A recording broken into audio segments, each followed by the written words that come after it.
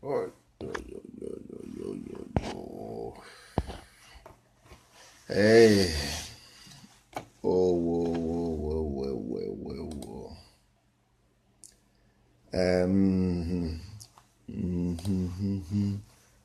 Ana m eche ikwenu ka ọ dị ka netwọk.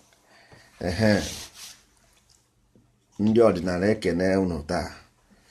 Ịmana ihe m ji wepụtakwa ha kịta bụ na mgbe mbụ a na-ekwu okwu oge gara aga, o nwere ka oge si gaa, so anyị pụzie ọsọ ka anyị jee mee ihe ọzọ anyị nwere ike ime.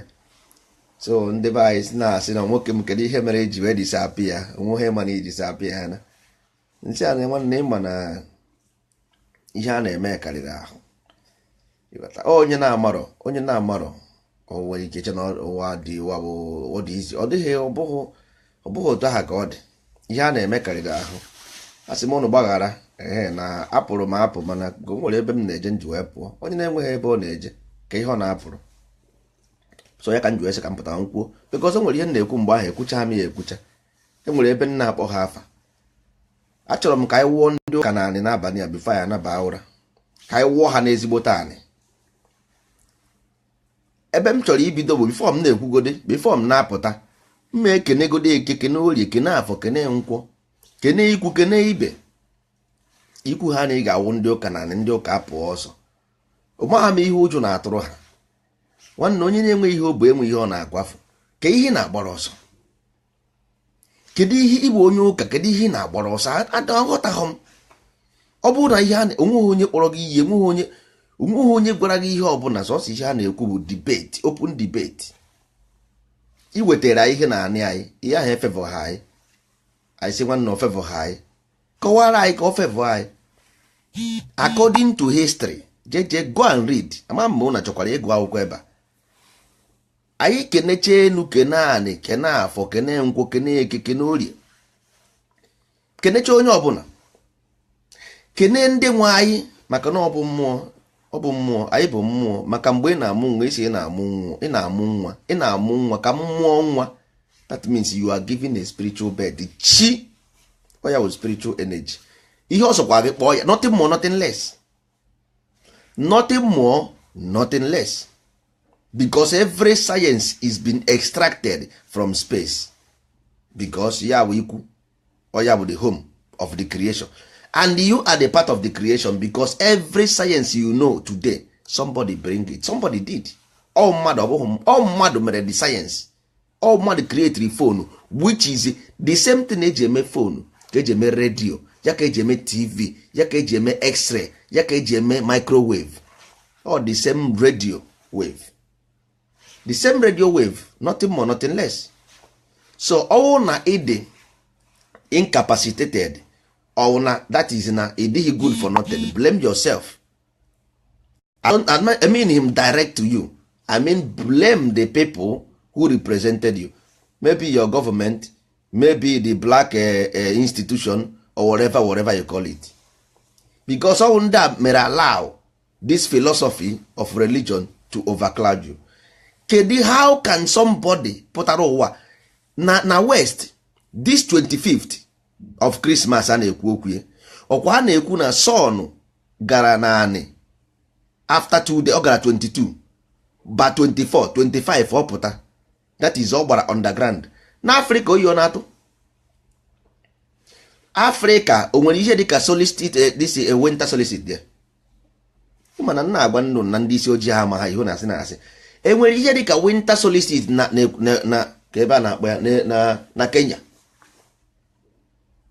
ọ na ka ebe nke ọzọ aha kwa na-eje ụka ebe aha na ka ebe ndị Haile Selassie nwa nọ Ethiopia. Enwere ihe dịka winter na Nigeria na ala Igbo. So unu ama ha na ihe anyị, unu anaghị afụ the soul na enusi Jizọs, unu anaghị afụ the solstice ebe ha, or because na-ekwu asị unu agwa n'ụlọ. So ị naghị afụ da winter solstice, ị naghị afụ ya ka because na ị chọghị iche uche. That's why. Because ọ bụrụ na ị chọrọ iche uche, go and read. This is always a secret anymore. The issue of Jesus Christ is no more secret. Nke kacha ewe m iwe bụ na they are doing it for winter. Nke nwa na onwe gị na ala Igbo, there is nothing like winter there. anaghị m blame ndị na they are honoring their own God. They are ana honor ya because this God died. After 3 days this God come out again on the 25th, so they are giving birth on 24th night 12 o'clock. Ha na-eme rituals here. Ha na Spain ha na-ata ya na-akpọ m this uva ka a na-akpọ ya ebe ihe eji arụ wine. Ha na-ata ya ma 12 kụọ. So they are doing the ritual. So ịmaghazi na ọ bụ ya ka eji asụ n'ugbugbo ọkụkọ. You are sacrificing, ị na-sacrifice ọkụkọ na Christmas because ọkụkọ bụ ihe na-eme n'ụtụtụ time kụọ, onye nwa bụ ihe na-agbọ kọkọrọ nkọ. So automatically ọkụkọ na-eso anyanwụ. Ọkụkọ follows the sun. Onye ka eji asụ n'ugbugbo ọkụkọ. Mana Christmas unu na-eri ọkụkọ, unu echefu one. Everything nwere source. Ihe ọbụla nọ n'ụwa nwere source of it. But only day from day ị ga-ama na ịbụ Chukwu, from that moment you begin to create. From the day, because ajụọ na m ga ajụjụ sị gị isi gị nwa na ihe ikwuru ka m na-agwa gị isi na onye na chi ya, that means chim ọ bụ na chim. Mmụọ m gwara m onye bụ Chukwu, Chukwu bụ mmụọ. So mmụọ gị gwara gị, that means ị bụ mmụọ. And mgbe ị na-amụ nwa sị nke dị ihe ị na-eme isi ị na-amụ nwa, amụrụ m nwa, mmụọ nwa, that is a mmụọ nwa. You are giving the spiritual birth, that is ị na-amụ spirit. Ya ụchakwa ihe nkwuru ekwu na your language. But because of na common, because na code go gị with nonsense, you believe it. Nna anyị nyere anyị science of creation so that we can study nature to extract from nature to develop. I wrap with this science of creation. Anyị esoro ndị worship jebe nenu ka isi na anya dị anyị na ana Igbo. Ofufe is to cross. All you mean in Igbo language, nothing more, nothing less. Go and do your own research. Ofufe na fe mmiri a na agafe ebe enu fe ebe a. Ọ ihe ọ pụtara. O nweghị mgbe ọ pụtara to worship. Ofufe amịta ọ pụtara worship. Unu ekwuzi na ofufe ọ na-efe Chukwu na worship Chukwu. Ọ bụghị the same thing. Ofufe is nwa agafe ebe a if you want to cross to the other side. So you represent the visual reality, then mmụọ gị dey represent the inner. Ihe ọ na-ekwu bụ you have to combine the two. How do you cross to the other side to combine with the inner self? Ọ ihe a na-ekwu maka ofufe. Onweghị ihe gbasara ofufe na worship. Worship gị nke a na worship ihe nwa. Unu jee n'ụlọ ụka unu na-akparị onwe unu ebe ahụ. Ndị ọcha na ọnọdụ asọ ọnụ bara n'ime anyị. Because na enweghị ike imenwu interpret Igbo language does not mean ọ bụghị ya bụ ije ọsụkọrọ nonsense bịa ka ege ihe na-ekwu. Ọ bụrụ na enweghị ike imenwu interpret, that is your own problem. You don't come here and tell me about worship with na akụrụ mmiri saa ihu na aghọta m ihe ndị na-akọ akọ. Jesus bụ about solicit the winter ka a na-ekwu okwe so na ọnada na Igbo. O nwere winter so na ọ pụrụ apụ ebe ahụ. Because anaghị ekwuzi ngwa na-ekwuru onwe gị na Jesus bụ onye ọcha, we don't care because ọ bụghị eziokwu. Ihe anyị na-ekwuzi na bụ the sun a na-eme maka ya. Ọ bụghị about the sun worship, ọ bụ about the celebration, because anyị ma na a na-worship sun. Ihe anyị na-ekwu bụ about the celebration, ọ bụghị about the worship. Ndị ọcha na worship sun. Waste mean death. Go and google do your own research. Waste mean death. Westerners mean afterlife. Ndị nwụrụ anwụ na-aga ije. O ihe o mean jekwe jee research ya ụkọ ha mụnwa. I give you an assignment. Jee check. All because of lack of common sense or they can do on top of you. If you study, even if you study, all the whole symbol of everything, all of them then CBD from A to Z. All the whole science, I can prove it. Each of them goes in one ever. Today about today when just 1 minute.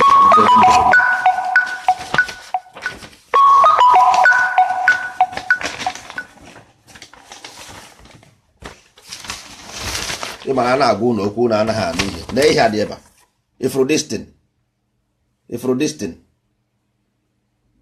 Ifrodestin mamụ na afọ ya n'ebe ihe a the symbol of the space. Ọ ya the symbol of unknown God. This thing dị na nsibidi and the same thing ka o meniri. All this thing na-atọ ọnụ everything onye nwa na-eme mmiri ọ na-congest, onye na-eme ọ na-condense, onye na-eme mmiri ojuo oyi, ọ na-eme mmiri ọ dị ọkụ. Onye bụ the source of creation, the symbol bụ here. Ị gaa na sayensị ị ga-afụ ya, ọ dị na sayensị. A ga-asị gị 4 fundamental element mana ị gaghị afụ nke anya ha egosi gị never, because ama na ebe aha ka dị, ebe aha ka dị 3 kede, ebe aha ka dị 3 kede. A ga-asị gị 4 fundamental, anaghị akpọ nke aha afa, mana mkpụrụ aka ise ka e nwere na o nwere isi aka nke na-eme ihe niile. Onyanwa ya ka isi n'ọchị ikwu, ọ ya bụ ikwu, the source of everything. Ọ ya bụ the source of everything. Everything si there. Ihe ọbụla si ebe ahụ, ọ ya bụ the space, because everything is within the space. Ndị ọcha sị gị Bible ka ihe a na-akpọ ya papa bull, Roman papa, ancient Roman papa bụ bull ka a na-akpọ ya bull. Ka ewu bull, sun and moon and sun combine together. You must combine the energy. Ọ gaghị arụ ọrụ if you know. Ọ bụrụ na ị combine ihe, can never work. The two bull with the earth, onye nwere symbol. Otu a ka o si wee kom Arab jikọta aka. Ofu bụ ndị na-ete isi ya na ofu bụ ndị na-aka ụka, di na nwunye. Ichekwe to the Abrahamic religion, ị ga-afụkwa ya no from the same place ka ha si wee kọpịkwa from Egypt. Anyị nwa mere Egypt ihe ọ bụ, anaghị m ekwu ya ọ bụrụ asị. Ọ bụ because na unu nọ na new age. Ọ bụ otu a ka this world dị before, ọ bụ otu a ka ụwa dị. Ancient Egypt covered the whole Africa, ọ covered the whole Africa. Anyị nwetara the knowledge, although na ha abịazi mee ya omezi expand. Ihe mere Egypt ji wee dị more develop bụ na ebe ahụ ka esi ere ahịa. Ndị n'Europe, ndị nọ na Middle East, ha na-abịa ahịa, so we have to stay in the middle to do the business. All because of metal business and gold and diamonds. Ọ ebe ahụ ka a na-ere, that's why eji enwe ebe ahụ. Ọ bụghị na because of na ebe ahụ develop. Enwe ifu na Egypt mgbe ndị ochie, ọ bụghị anaghị arụ skyscraper. Ihe a na-arụkwa temple ọ bụ na. So ndị be anyị, that is, anyị na-eme nnukwu mistake. We are doing a lot. Onye ka m ji ekwu nkwutu ihe a na-ekwu about igbu ọkọ ndị be anyị, ọ bụghị maka anyị macha ihe niile, but ihe na-ekwu ka aha na-esi edit energy bụ ihe nwere isi. Ịghọtago, edozi ewere dis energy were eme ezigbo ihe. Ọ bụghị ha na o nwere onye ma nke ọ bụrụ na ịma eme bịa, ịmara eme bịa ka akpa ya ọfụma, mara ka a ga-esi eme ka ọ baa uru. Ọ bụrụ na ịma eme nnụnụ ọkwụrụ na ikuku, anyị ewere, ọ bụrụ na ọkụ anyị ewere rụọ, ọ bụrụ na mmiri anyị ewere rụọ, ọ bụrụ na ụzọ anyị ewere rụọ. Ozighị nke ụmụazị abịa na-akọ nọnsensị ebe a. Mba, ihe mere ndị ojii ji ata afụfụ bụ na even achọghị m ị na-ekwu ya ebe a maka nkwuo ya ebe a nwere ike amagha m ihe ka ndị a ga-esi arịat. Ọwụ ndị Rom, ọ ha nwarụrụ ihe a niile unu na-afụ. Ọwụ ndị British, ọwụ ndị Beliza, ọwụ ndị Rom tinyere o mere Oliza bụ the third. Kedu ihe a na-akpọ dị ya nwa ka ncheki ihe a na-akpọ dị site, kedu ihe a na-akpọ 1 minute godi, kedu ihe a na-akpọ dị si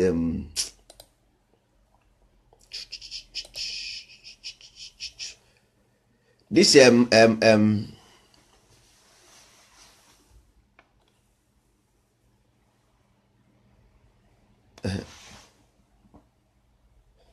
ọsọ bụ ka ihe a na-akpọ ya after ka ha na Spain mechara this, ịmana ha nwa mepere Aragon, ha nwa mere Aragon king. Ndị Rome merie. After that ha were the ọkwa nafe, ọ nwa mee King James eze. Ndị Rome mee King James eze. 1970 something ka ndị England lose the ọkwa, enyechi ya kwa azụ panya to Spain. So ụgwụ na-aghọta ihe na-eme, ọ bụ ndị a kere isi anị, ọ ndị Rome kere ya. Ndị Rome kere isi anị. Anyị nwere ya akwụkwọ ya, ọ dị, mana agaghị ebupụta ndị mmadụ awere enwebe ihe egwuregwu, ọ bụrụ oge efichicheba na Facebook. Onye oche echi abeghị datin before na Facebook, mana ndị ojii nwe ahụ akparị aka na ha niile echi abeghị everywhere, mebisie ya. Ndị na-ete isi anị, ọha kere ndị Rome kere isi anị, ọha ha nwa kere Spain build ya. England na-afụ Angles, Angel, Angle, ọha. Ọ dịghị surprise na onye ọbụla jere nwara anwa bụrụ president o jee na Pope, jee na Pope ekwe n'aka ha akpa. kedu ihe mere pope ji wee were pineal gland ihe a wee spiritual code dị n'isi mmadụ wee rụọ bull ọ na-eji n'aka. ịghọtago? ọ bụ ndị a ka unu na-afe n'ụlọ ụka a na-agwa unu na-amaghị ihe unu na-eme unu ana uche na mmadụ ịmara ihe ị na-eme agwaghị na ịnọ ndị spells ihe ndị a na-agwọ n'ọgwụ ndị Afrịka niile agwọkọ ha ọnụ ha erubeghị.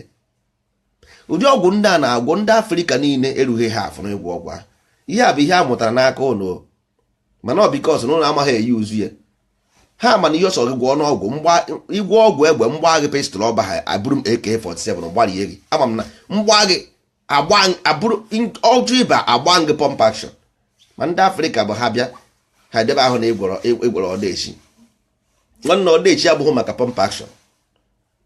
so ị ga-eji dị agwụ ahụ jee rụọ pump action ọ bụghị ị ga-eji rụọ pump action ị gaghị eji debe ahụ na nna ọdechi adịghị ma nna ndị abịa ebe ahụ ewere ihe gbaa gị gwogwo.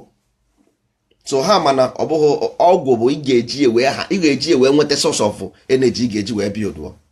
ọ bụghị ndị Aztec South America onweghị ndị mekarị ha na ritual mana ndị a ji common ọkpụkpe egbe ntụ bịa ebe a chịkọrọ ihe niile. na ndị Ijipt onweghị ndị ka ha mara spiritual knowledge mana ndị a ji egbe ntụ si na mmiri cross nara ha ha wuti egbe ntụ. so nwanne ọ sayensị bụ ebe anọ sayensị bụ ebe anọ ihe ọsọkwa gị ka ọ bụrụ na ọwụ sayensị ndị ọcha anyị ga ha nara nwa ya anị anyị ọsọ gị gbuo ewu 100 ọsọ gị gbuo ewu 1000 nwanne mbụ rọket bịa bịa agwọ m gị ịba gwọọ gị na ọgwụ gị ịba gwọọ onye ọbụla n'ebe ahụ ịba buru m isi arụsị ụnụ sef na eburu m isi arụsị ụnụ na ọrụ gbasịrị m ọrụ maka arụsị amago na m ka gị ike mgbuo gị na mmụọ onye karịrị na mmadụ karịrị mmụọ ya na mgbuo gị na mmadụ egbuo m gị na mmụọ maka ọsọ mmụọ gị nọ ọngụ awụ mmụọ na ịma ha na ọngụ awụ mmụọ mgbuo gị na egbuo na m mmụọ gị ife nkọ nka ga-akọ nka gọ mmụọ gị bikọs ọngụ awụ dị mmụọ. so ya ka m chọrọ ka ndị be anyị ghọta achọrọ m ka ndị be anyị ghọta ọ bụghị na a na-ekwu maka ma Chukwu ọ dị ma Chukwu adịghị no ọ bụ ngụma bụ dị Chukwu you are the person. ihe mere bụ na you don't understand the language a na-ekwu the big and small ihe ahụ definition ka a na-enye ọ description there is only chi ndị ọzọzi bụzi ọ description ka a na-enye nke buru ibu nke pere mpe beye ba ha ba anyị ọnyanwa mana until then this your brain ọ na-develop but according to information o nwere ka o jede ọ gaghị eme ihe ọ na-ama ichekwa na Chukwu nọ sọ ya na-awa ọchị gị ochi ga-eme gịnị ọ because ị maha the source of creation. ọ bụrụ na ị ma na source of creation na proton gara na neutron mee trap ebe ahụ tọ ebe ahụ Chukwu gara be nwunye ya tọ ebe ahụ that is why you are here.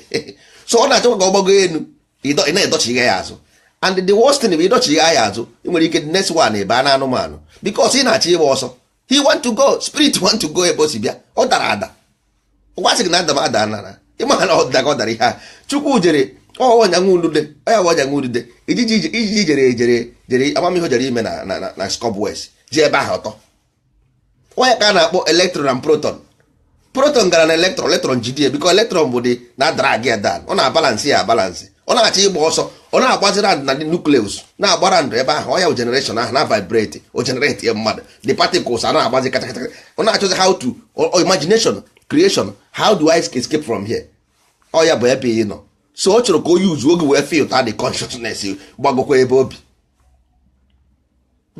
obi ị bịa hia da trapụ mmadụ down ị trapụrụ ya down yes because Chukwu chọrọ ị na ọfụma ọ chọrọ ị na ọfụma ndị ọcha ghọtara sayensị a na-akọ that's why ha ji build ọdị because ha ma na God want to live ọ chọrọ ịpụ from here onwe ihe ọ na-ebe eme iche na nọ sọngwe ya na-eche gị ọ nọ sọngwe ya na-eche gị ndị mmadụ na-anwụsịsị agụụ a na-egbu ndị mmadụ na-agbagbusi ndị mmadụ ka ewu decent mentality ihe a ọ bụ ngụnwa bụ onye ahụ ị na-achọ kama ihe mebụ na ọ bụ the part ọ bụghị ngụnwa bụ the source ịghọtago ọ bụ the part ọ bụ the part of it so onweghị ka ọ ga-esi wee rụ ọ bụrụ na without you ngụnwa bụ dị o kere gị ka ọ wee rụọ ọrụ ọnya nwa dị ihe a he want to do his work so ma onye ọjọọ ma onye ọma is a balance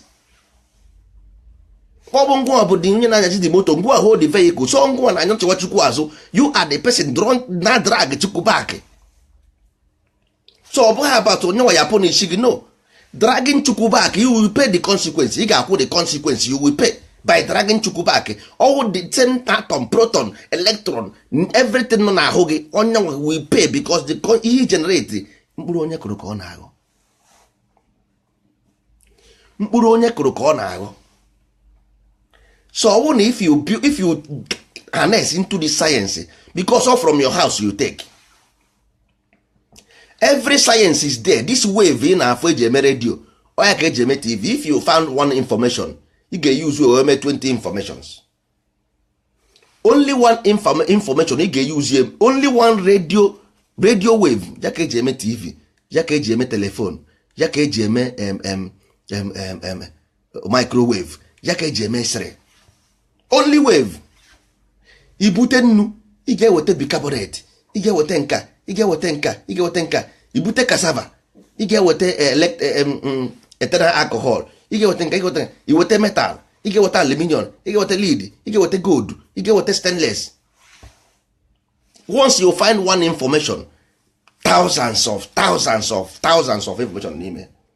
You were this thing where build onwe gị wee na-agbago. Because all you generate this thing, all you generate your conscious. If you build this society, that means all chukwu na build the society to live. So all you represent the negative emotion, the Satan itself, then is your problem. Is your problem because you have about knowledge of good and evil, which is remain inside the kingdom of God. So chukwu chọrọ na ebe o si bịa because o jere ka ogwagharịa o mee trapped. Then trapped ahụ mee now. You need this reformat, function, wepụ. Then nke nwa ngo asị Satan, ị na-adara ya back. Satan abụghị about evil or about character.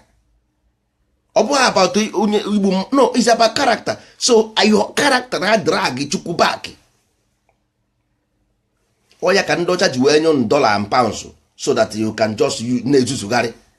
Ebunye gị parajetin na Swiss bank. Ịma ha na next one ị na-aga na oke, ị na-aga renegation. Because you being God, you kwesịrị ịdị smart enough to build a society ndị be unu ga-eme ha biri ha enwe ike ịgba everybody onye ọbụla na-eto according to conscience. Ị nwere ike ịfụ nwa ndị ọcha isi asị ọjụ.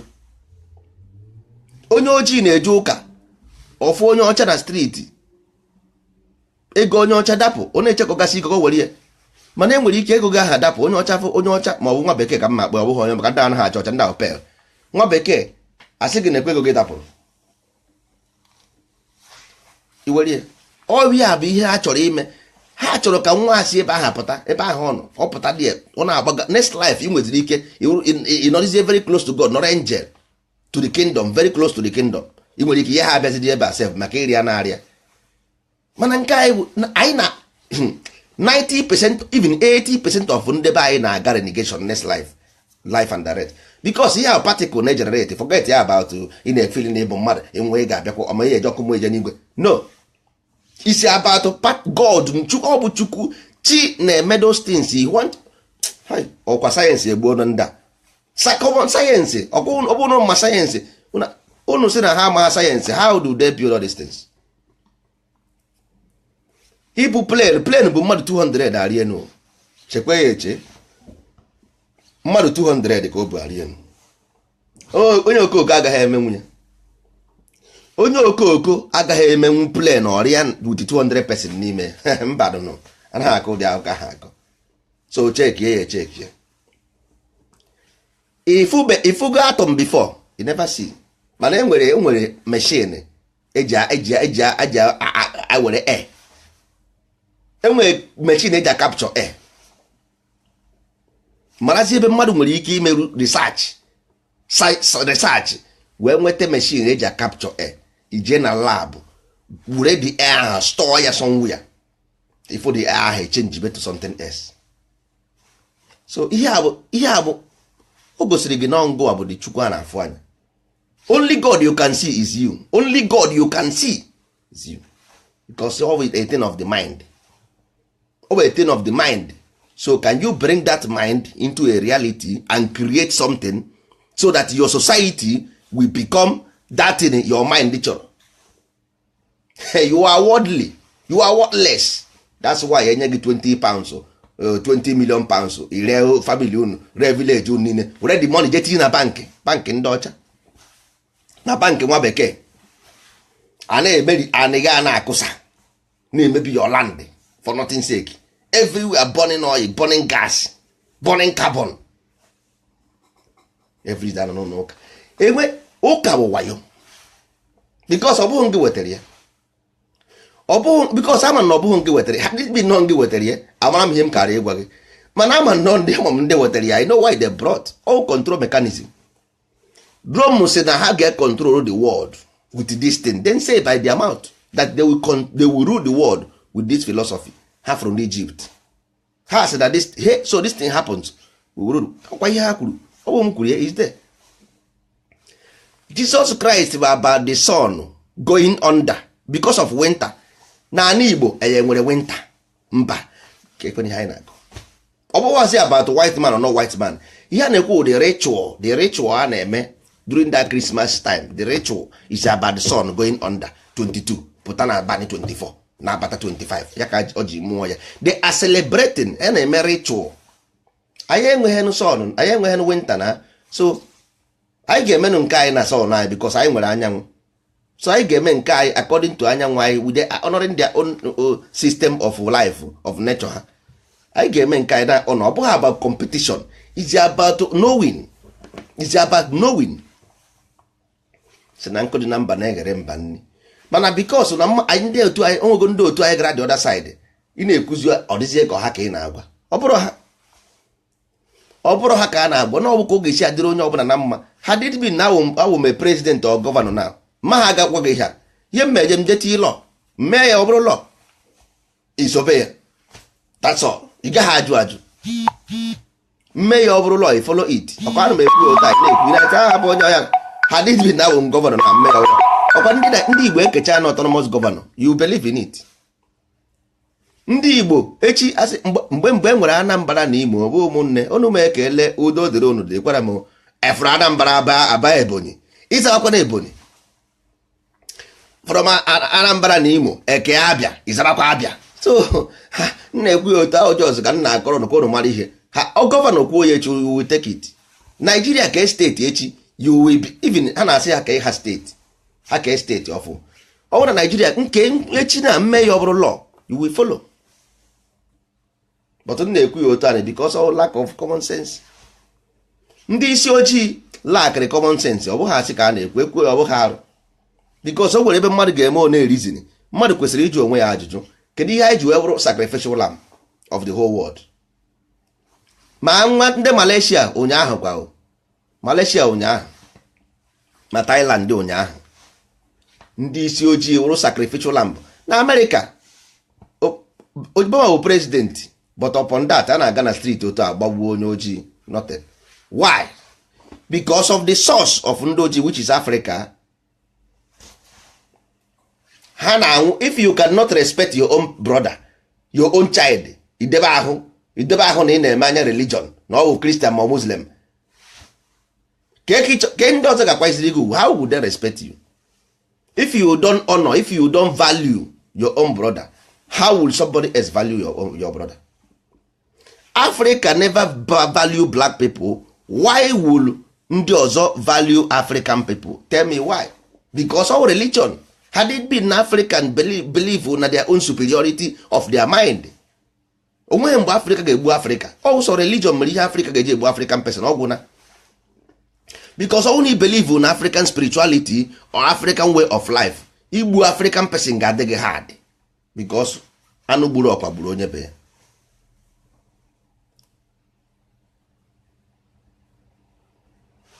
Anụ gburu ọkwa gburu onye be ya. But because of na ya elego our soul have been sold away. So we don't anyị amaghazi ihe a na-akọ. Ị na-achọ Chukwu ị na-echedikwa echiche ịchọgidego Chukwu asị nsị amụrụ gị ka na-achọ ịfụbeghị ya kemgbe ị ga-afụ ya kemgbe ị nwere ike ịfụ ya can you tell me onye ịfụ ịdị 50 years ịfụbeghị ị ga na-achọ ya how when are you going to see it? Ịda na ịmaghị eche echiche na you maybe ịmaghị eche echiche had it been n'ime eche echiche ị ga-ama na mgbe ị na-ekpe ekpere nobody was there with you Nobody was there. So you just imagine, because of imagination, for you it becomes no. Only capable of connecting to that power. No need of talking. Only capable of that person you are begging, calling for your whole of your life. Only guy know too in 5 minutes, 10 minutes, they connect to that power. So if you know signaka, mmadụ na onwe ihe na otu a pụtara ụwa na I'm anxious. Why? You must ask question. Ka ihe mere anyị ji wee bụrụ sacrificial lamb. Nche ka efu na onwe ha the whole world na worship another god na abụghị nke ha. I never see. Kama ị gaghịzi ebe, don't worship at all. If you want to worship, create one for yourself. Then you have a dignity. You have dignity. You have respect from others.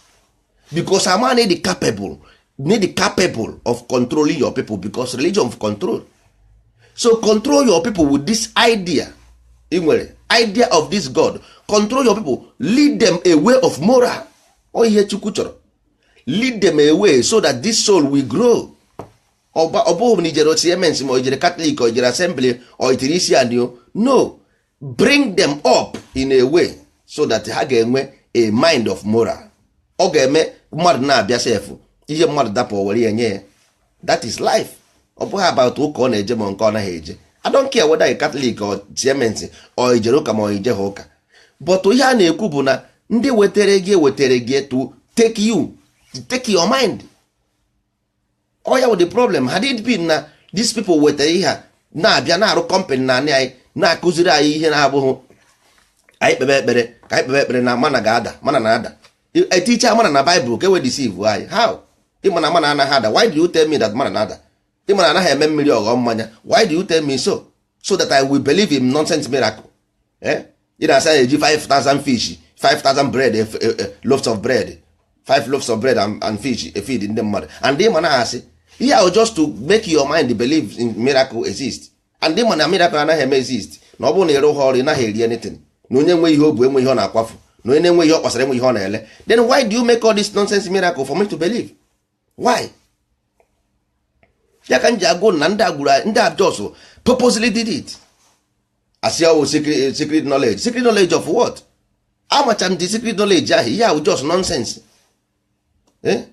Ọwụ na ya adịghị capable of giving ourselves an image to worship.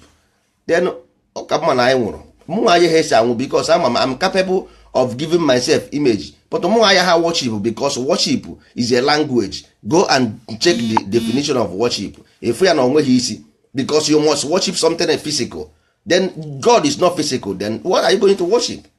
You can worship your imagination. You can worship your concept. You can worship your perception. How do you worship something you don't see? So about believing in God or not believing in God? No, I didn't ekwe na Chukwu, ekwere m na Chukwu. Mana obi m n'ime obi m niile asụsụ Igbo si na Chukwu bụ mmụọ. Ọ bụrụ na Chukwu bụ mmụọ, ihe ahụ just definition ka na-define ihe ghọtago ihe na ha afụ anya ka anyị wee nọ mmụọ. Oke na Chukwu bụ mmụọ, for example na oke na a na-amụ nwa ka anyị mụọ nwa amụọ na nwa ịghọtago ihe a nwa bụ mmụọ nwa. That is the spirit, small one ka amụpụtara. That is ngwa with the spirit. So ngwa with the reflection of God physically, because enweghị ebe ị ga-afụka Chukwu again. A sị na mmadụ wuchie, ndị Igbo na-ekwu na mmadụ wuchie ibe. Ọkwa ihe Igbo kwuru na mmadụ wuchie ibe. So that means anyị niile wu Chukwu. Ị gaa na other places, ndị Malaysia bịa na Africa were mkpụrụ akị na kọọ mkpụrụ akwụ. Tata ha na-eji mkpụrụ akwụ anya moto. Emere ihe nke eme. Anyị nwere petrol, anyị nwere metal, anyị nwere kerosene, anyị nwere crude oil, anyị nwere cement. 80% of our people jobless. Anyị enweghị ọkụ, anyị enweghị ụzọ, anyị enweghị mmiri ọṅụṅụ. Na nwanne cheke nna ihe ọgba aka. Unu afọ hụ na ihe agba ha aka. Ihe ọ na-egosi na anyị represent Satan. Ihe ọ na-egosi that he represent Satan, whether knowingly or unknowingly. Knowingly or unknowingly. Ihe ọ na-egosi with them, he represent Satan. Ọ bụghị about Satan, abụghị about good or evil. It's about character. Ihe ọ na-egosi bụ na character na enwere ihe anyị na-eme anyị na-anaghị emete. ndị ọcha enweghị mgbe a bịa apịa gị ụtarị n'Africa. No, but out of your incapacity, ọ bụ ihe ha na-use advantage of your stupidity.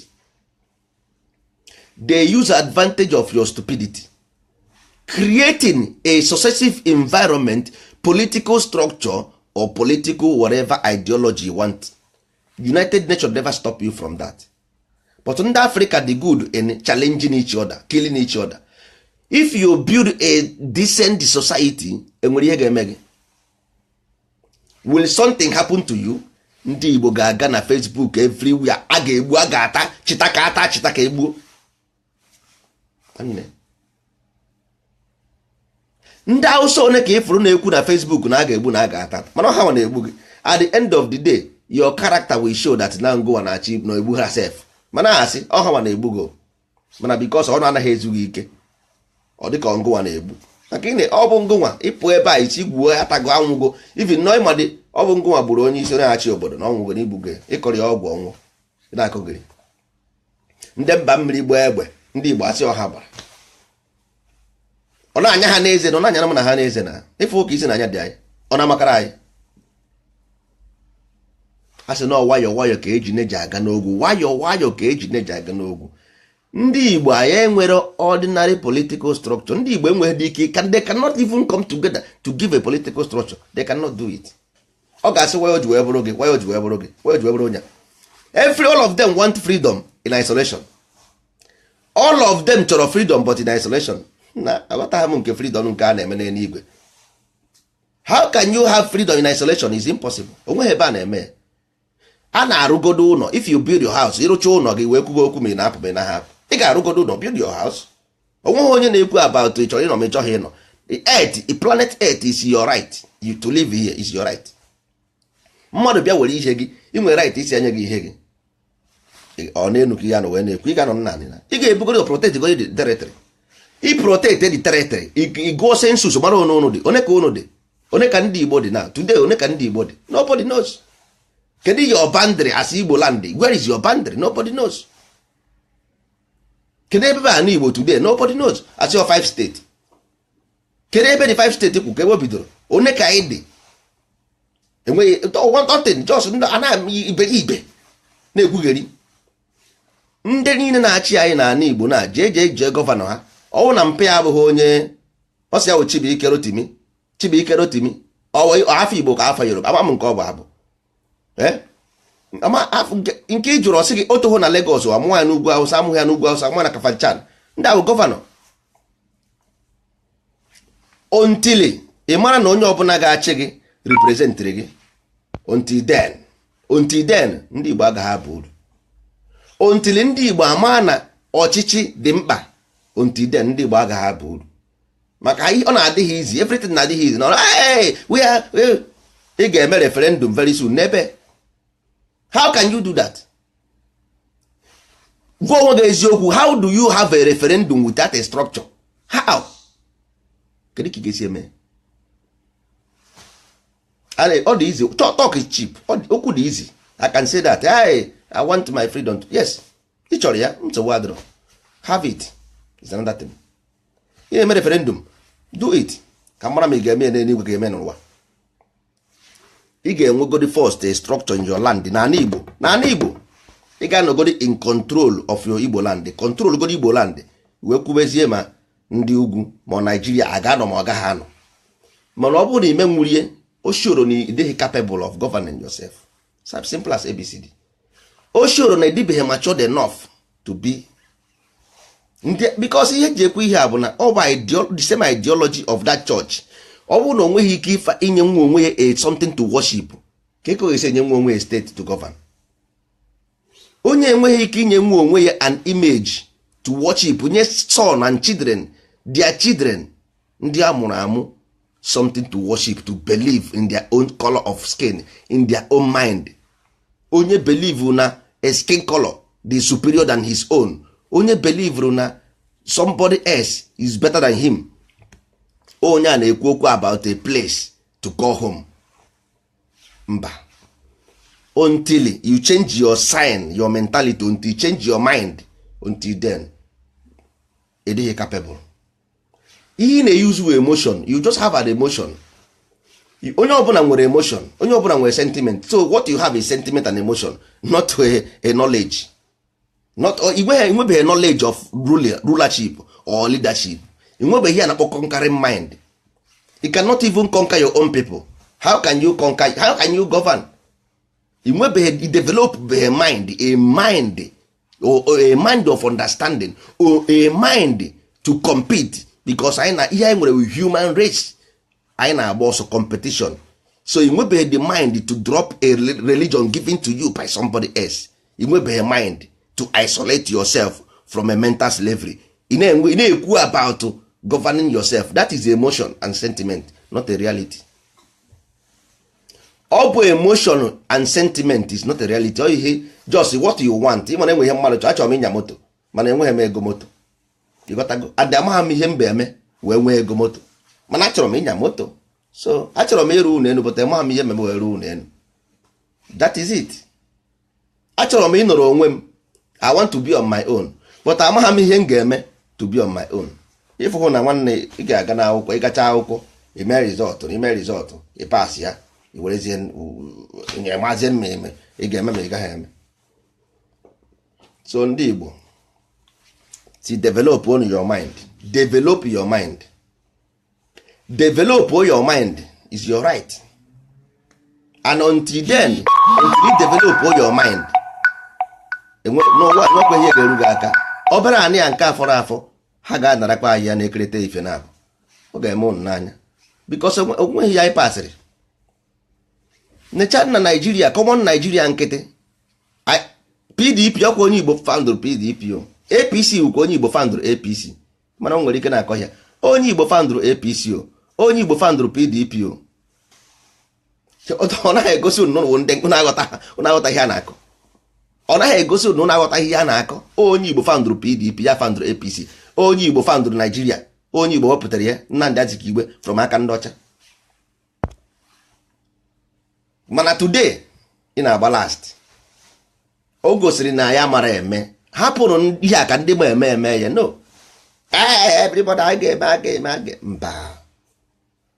mba, ọ bụghị ụta ka esi eme ya. Ọ bụghị ụta ka esi eme ya. Ndị be anyị adịgo used to worship. Onye ọbụla ha na worship, everybody they worship. Onye ọbụla they worship. Ha worship gwa Trump very soon. Trump awụọ na ha na ọ na-achị resi ndị ugwu ngwa ọgụ. Onye ọbụla afọrọ worship onye chụwa. Ọkpọ ya chụwa, ọkpọ ya chụwa, ọkpọ ya Jizọs, ọkpọ ya Jizọs, ọkpọ ya onye nwa. Worship. Anything ọbụla inweghị ike ime nwuru onwe gị, nobody will ever do it for you. Until ndị Igbo ghọta ihe a na-akọ, no, you must do it for yourself. Na ọ bụrụ na ime ihe, nobody will ever do it for you. Ọ ngwa wụrụ Chukwu a na-afụ anya, nobody else. Ọ bụrụ na ị na-ekpe ekpere, you can prove it to me na o nwere onye ifuru mgbe ị na-ekpe ekpere gị na-ekwu na phone, apart from mental problem ka ị nwere, ọ bụ ihe a na-akpọ schizophrenia ka ị nwere. Ịgwa m onye ifuru mgbe, because all mind, God live in the mind. All mind ka eji agwa Chukwu okwu. All mind you command, abracadabra. As you speak you command. Ọ ihe na-akpọ ya power of the mind. So ọ bụghị about seeing somebody else there. Ewu mmụọ ka ewu. Mana ewu mmụọ na-abụ na ewu na enwere mmụọ Chukwu nwee mmụọ ekwentu. Enwere mmụọ Chukwu, devil's mind and God's mind, but he choose devil unknowingly as a character. Ị na-eme nonsense, na-akpagari, na-ekwugari, na-etutugari. Ifu ha ebe ị nọ, next life ị na-ana renegation. Next life ị na-ana renegation. Anụmanụ nkịta naanị ka ị na-agbada. Nwanne ọ bụ ihe abaka religion ka a na-ekwu ebe a, ọ bụghị baka Biafra. Nwanne gori hakulu na ahụ na-agbakasị m. Ọ bụghị mgbe ọbụla ekwughị Nnamdị ekwuo Biafra, enweghị ya ekwugharị ịkpọ Biafra afa. Ọ enweghị ike ikwu okwu hapụgodi Biafra kwuo ezigbo okwu. Mgbe ọbụla ekwu ha n'okwu asị Biafra asị Biafra ogesi n'elu adara anyị, ogesi n'elu ada. Ọ bụ oke esi n'elu ada na otu a ihe agaghị emegidekwa ndị ọcha. Otu a ka anyị si eme ihe ọbụla anyị ga-eme agwa ndị ọcha, agwa ihe anyị. Ọ bụ na anyị ji wee je mee Biafra, ndị Hausa agaghị ama, ndị Igbo agaghị ama, ndị ọcha agaghị ama. Mana nke ebe ji ede Facebook megheribe mebisie ihe niile. Jini nwayọ otu anyị si eme ka o ji mebisie, mana anyị ji ọ bụ na anyị ji nwayọ ha agaghị ama ma ife amara ihe na-emere anyị ruo n'ebe anyị na-eje. Anyị eje gwa ha na anyị na-achị ịna keke ịsa gwa anyị na-achị na hapụghị mmanụ ahụ juru ebe ahụ. Ị ga-elesi ha, ị ga-enye onye ga-enye ha mmanụ? ịma na mmanụ dị ebe ahụ bifo na-ekwugheribe. Ike ebu ụzọ jebegodi sụchichi ọpị ewi bifo ịchụba dị ewi. Ị ga-asụchi ọpị ewi bifo ịchụba ewi. Mba, anyị eburu ụzọ jekwugheribe mechichi ụzọ niile.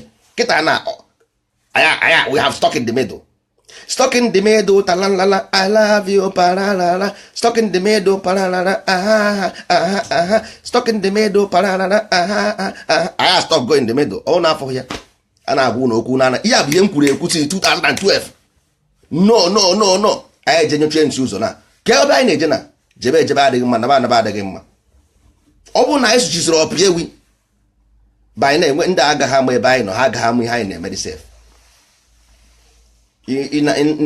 Ndị a na-achị n'ala Igbo nọ ebe ahụ a na-ekwu maka Biafra. Ị ga-ebu ụzọ pụchagodi ndị atigodi ndị nke gị bifo ekwube eziokwu. Ndị a ga-ebu ụzọ apụ iti ndị nke gị bifo ekwu. Ọ ndị a ga-ekwuchite ego okwu Biafra sef, ọ bụghị nwa. Anyị na-ekwu ọ bụ sentimental na emotion ka a na-akpọ ya. Ife na ya etipịa ana na ke onye ga-enyere anyị aka na who will help us now and nothing but us. So ka mma na anyị yuzuru ụbụrụ anyị na wee mee ihe. Yuzuo ụbụrụ isi anyị, ụbụrụ isi Chukwu nyere anyị. Chukwu anọ n'ime ụbụrụ isi ka anyị yuzuo na ebiko na ụmụnne. Ọwụghị about emotion or sentiment. Achọghọzi onwe chọrọ Nigeria. Even onwe bi na Nigeria chọrọ Nigeria, nobody. Olesi bụ ndị a na-aṅụ ego mmanụ na-ere mmanụ a na-ebunye ego, ndị politicians ọ ha nwa. Onwe ordinary Nigerian person achọghị ya. Ọ bụ ego na-enye ha nsogbu. Onye Yoruba ga-asị ọ chọrọ Nigeria, this is ego. N'ime obi ọ ma na abụghị eziokwu. N'ime obi ọ ma na asị ka ọ bụ.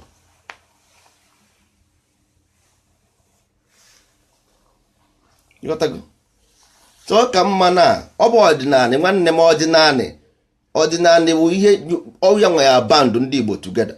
Ịghọtago band ndị Igbo together, then this ụbụrụ isi a na-eyuzu ya eyuzu. Onwe onye anyị chọrọ ka ọ kwuchitere anyị ọnụ anyị asị onye aje ngwa ya anọ and everybody will be at your back, will back the person. Ịghọtago ya back onye ama na onye ọ bụghị onye asụkwurusi ebe onye ekwurusi ebe bibi mara ihe na-emere nwee 200 million groups. Onye nwa na-egbu ndị be anyị because enweghị there is no philosophy. Onweghị ebe ha focus. So onye ọ bụrụ na ikwuo nke ga-adịghị mma mechi form my own. Akara ekwu na fọm onye nke a fọm nke onye nke a fọm nke because enweghị ebe a na-eje. There is nothing, enweghị ebe a na-eje na had been na enwere ebe a na-eje onweghị onye ga na fọm group because everybody nwere ebe a na-eje. Onye ọbụla ma ebe a na-eje, onye aka anyị wepụtara anyị ga-eso. So onye nwa bụ the problem. Anyị kwesịrị ime anyị chi ime ihe anyị atụ alụ mara ihe anyị ga-eme bifo anyị emebe. Ọ bụghị onye nọkọta omebe ihe sọrọ ya. Ọ dịghị mma otu ahụ. Ịghọtago ọ dịghị mma otu anyị debara isi onye anyị dị. Nwanne ị na-eme ihe ofu ihe mgbe ọbụla ị na-eme expect different result. Ihe ọ na-achọ ịkọwa bụ na onye ahụ ọghọtaghị ya na-agụ. Batrị m na-achọzi ịnwụ anwụ ka ọ dị na-echi biko nụ chi ejie n'ebe a njezu ike mmadụ kwugide ihe awọ ndị ajụ ebutuo ya ndị chọọchị asị ọhụụ Jizọs Kraịst aka ọnụ ya ọgwụ. Ka ọ dịkwanụ ka chi foonu.